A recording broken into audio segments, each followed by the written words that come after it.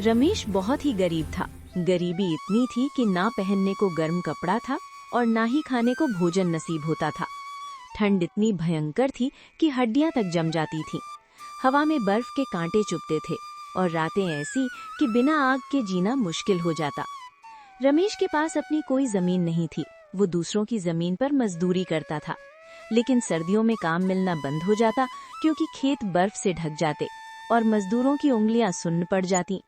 वो जिस घर में रहता था वो भी काफी पुराना था। दीवारों से ठंडी हवा सीधे अंदर घुसती थी, छत से बर्फ टपकती रहती और दरवाजे खिड़कियां इतनी जर्जर कि हवा का एक झोंका भी घर को हिला देता। एक दिन गांव का एक बुजुर्ग आदमी, नाम था बूढ़ा किशन, रमेश के पास आया। ठंड से उसकी सांसें सफेद धुआं बनकर उड़ रही थीं, लेकिन वो रमेश से कहने लगा, बेटा, आखिर तुम इतनी मुसीबत क्यों झेल रहे हो? तुम नौजवान हो, होनहार हो। अगर तुम चाहो तो मेहनत से अपनी किस्मत बदल सकते हो, भले ही ये ठंड कितनी भी क्रूर हो जाए। किशन चाचा, ज्यादा मेहनत करने से कोई फायदा नहीं। जो तकदीर में लिखा है मिलेगा तो उतना ही। इस ठंड में तो जीना भी दूभर है। मेहनत करके क्या हासिल होगा?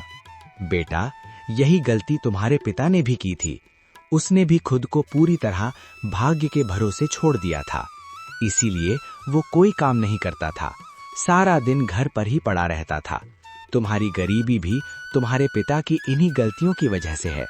देखो, गांव में सबके पास अपनी अपनी जमीन और अच्छे घर हैं, जहां लकड़ी की आग जलती रहती है, ठंड से बचाव होता है। मगर तुम्हारे पास न जमीन है न ढंग का घर। ये टूटा फूटा मकान भी तुम्हारे दादा ने बनाया था, जिसमें ठंड रात दिन राज करती है। बेटा, जब तक तुम किस्मत का रोना रोते रहोगे और ठंड का बहाना बनाते रहोगे, तब तक जिंदगी में कुछ हासिल नहीं कर पाओगे। अभी तुम्हें अपना विवाह भी करना है, और विवाह तभी होगा जब तुम धन कमाओगे, ताकि ठंड से बचने लायक घर और कपड़े जुटा सको। किशन चाचा, आखिर मैं क्या काम करूं? गांव में तो कोई काम ही नहीं मिलता, खासकर इस ठंड में जब बर्फ सब कुछ ढक लेती है। कभी मिल भी जाता है तो 1-2 दिन का ही काम मिल पाता है, और ठंड से हाथ पांव सुन्न हो जाते हैं। बेटा, ये दुनिया बहुत बड़ी है, इसमें काम की कोई कमी नहीं। तुम्हें गांव में काम नहीं मिलता तो दूसरे गांव में काम तलाश करो, भले ही ठंडी हवाओं में पैदल चलना पड़े। अगर तुम कोई काम करने लगे और इस घर की मरम्मत करवा ली, दीवारें मजबूत करवा ली ताकि ठंड अंदर ना घुसे, तो मैं तुम्हारा विवाह करवा दूंगा।